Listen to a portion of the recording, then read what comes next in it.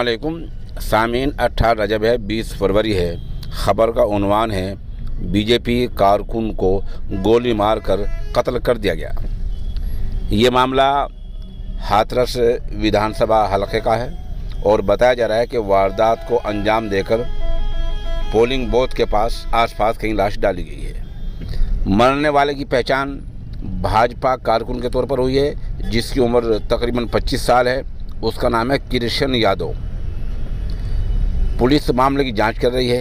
अभी तक न तो कत्ल की वजह सामने आई है और न ही कत्ल के मुलजिमीन का पता चल पाया है। बताया जा रहा है कि इसम्बली हलके के गोशगंज मोहल्ला में ये बीजेपी कारकुन रहा करता था और इनका जो मकान है वो GS हिंदू इंटर कॉलेज के पास कृष्ण यादव का घर है, जहाँ पास में ही मतदान पोलिंग मरकज़ भी बनाया गया है। कृष्ण घर के अंदर मकतूल हालत में, कत्ल की हालत में मिला है।